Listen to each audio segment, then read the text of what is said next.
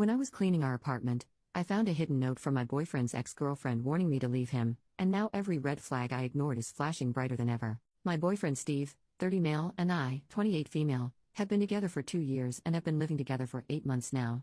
I was cleaning our apartment when I found a note in the back of a cabinet. For context's sake, I'll copy it below. Dear Steve's future girlfriend, I know it's you reading this because he'd never clean back here.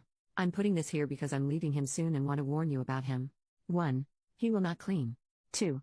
He will not listen. 3. He will make everything feel like it's your fault. It's not your fault, he's just an incompetent man.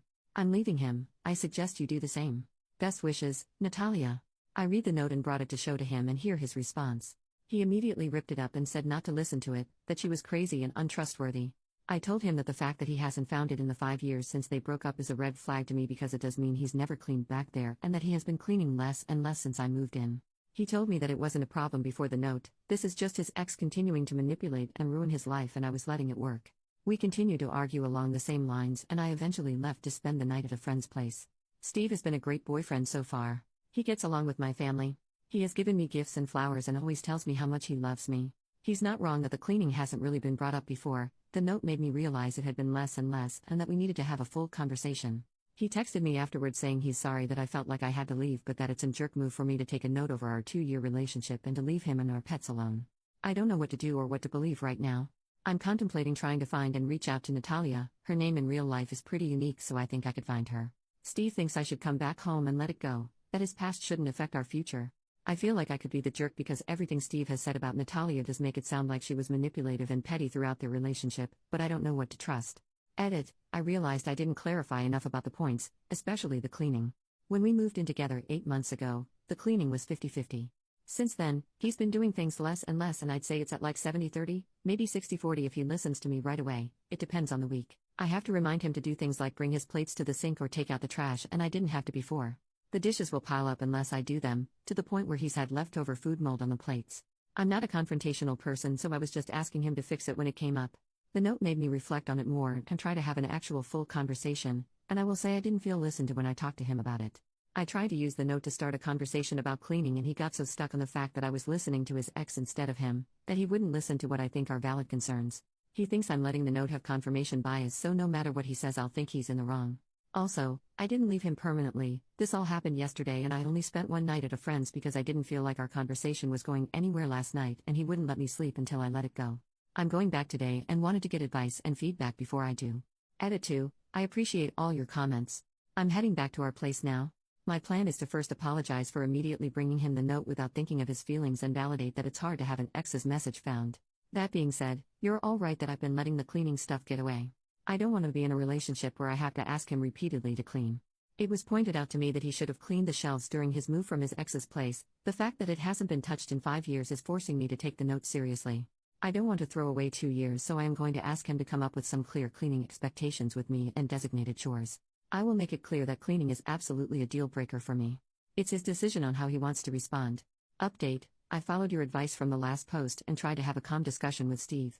When I apologized for confronting him with a note, he seemed to take that as an admission of guilt and refused to listen to anything else. I had come up with a list of specific instances of not cleaning like many of you suggested, and he said I was using lists just like his manipulative ex did. So yeah, the crazy ex thing you all said was a red flag was definitely true. When I realized the conversation wasn't going anywhere, he even tried to block me from leaving. That's when I knew it was done and left immediately.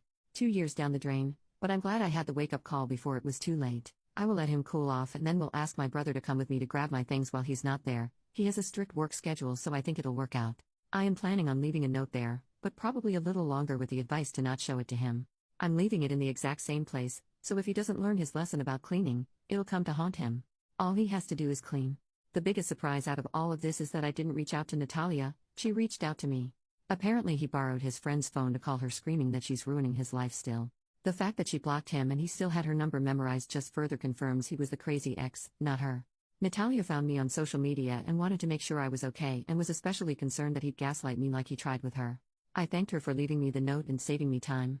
We scheduled coffee for Thursday afternoon. I wanted to thank you all again for the advice, especially the person who posted the Love is Respect website. I took the healthy relationship quiz after our conversation and it wasn't great. You called out how he was weaning me into an unhealthy relationship so well. For now, my friend said I can stay until I find a new place. I have emergency savings and a decent job, so I'm in a privileged place when it comes to this messy breakup, and am just trying to feel grateful for that. Second update, as you can tell by my original post, I like to do things right away.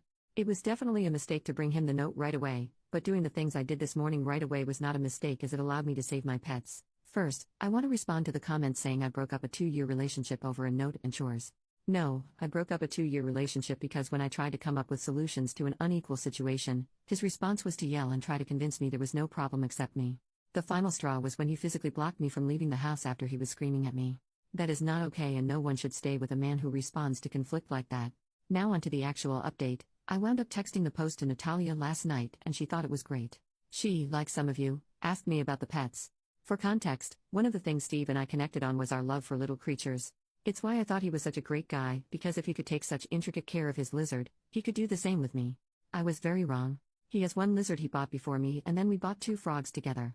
I have a snake I brought with me when I moved in. I was planning on waiting until he cooled down to go grab my things and the frogs and snake, thinking he would never hurt them, but Natalia changed my mind. She said he could get destructive when he's mad and was concerned about the safety of my little guys. I immediately knew I couldn't wait until later this week and reached out for a meeting with the landlord for early this morning. I wound up FaceTiming with Natalia last night and we had a long discussion. Natalia is a lawyer and told me that in our state, landlords are required to let me get out of the lease I signed in cases of domestic violence.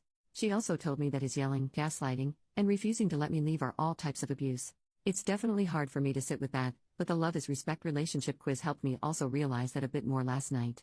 Apparently his constant messaging and control over what I wore and when were signs of abuse too.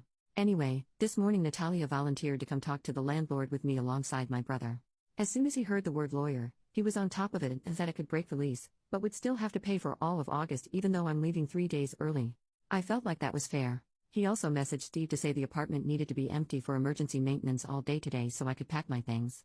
Steve messaged back that he was at work all day and wouldn't be home until 6 p.m. When I got into the apartment, it was a mess. He had broken my dishes that I had brought with me on the ground and left the shards laying about. My clothes were ripped up and scattered around our room. It was disgusting and heartbreaking. He left his lizard alone, but opened the tank doors for our frogs and my snake. Luckily the frogs were still chilling in their enclosure, but my snake had gotten loose. This made me the most mad, as she could have gotten cut on the broken plates. I feel so fortunate that she was just hiding in the closet corner and I was able to pack her up safely in her enclosure again. All my things are packed and I'm writing this as my brother drives me back to my friend's house right now. Natalia told me that she actually left 3 notes, one in the cabinet, one on the underside of the vacuum, and one in the crumb catcher of the toaster. While we were there, we checked to see if the notes were still there. The one on the vacuum was, but it looks like Steve did clean out the crumb catcher at least once in the past 5 years. He never told me he had already found a note in our conversations, so it caught me by surprise. Natalia and I left the vacuum note as is and replaced the cabinet one. I wasn't comfortable leaving my name on a new note, so my addition was a handout on healthy versus unhealthy relationships and a QR code to the quiz that woke me up. Natalia said if he didn't find the notes in those 5 years, especially after the move, he probably won't find them again. I'm inclined to agree, especially given he did find one but then didn't even clean the rest of the house to see if there was any more. Steve doesn't make sense to me, and seeing the state of the apartment really woke me up to the fact that I have no idea who he is. The Steve I knew would never put animals in danger, but I don't think I really ever knew Steve. To the people saying it's pathetic that I broke up my relationship because of chores and Reddit, I encourage you to reflect on the subtle ways that abuse starts. I also made an appointment for a therapist. I'm very lucky that my job has good insurance, so I should be able to work through this relationship, and I'm hoping to focus on boundaries and my people-pleasing habits so I never find myself in this situation again. To the people wishing that Natalia and I would get together, we had a good laugh about it. Natalia is engaged to a wonderful man who cleans, listens, and reflects. She said there's a phenomenon that when people break up with their awful ex, their soulmate can quickly follow. I'm hoping that's true. Regardless, I do think I got a good friend out of this, especially since Natalia is a snake mom too. This is my final update. I hope if you learn anything from my experience, it's that abuse doesn't start right away. First there's love bombing, gifts, and pretty words. And then slowly, they test how much you'll put up with. You should never have to put up with anything, especially moldy freaking plates.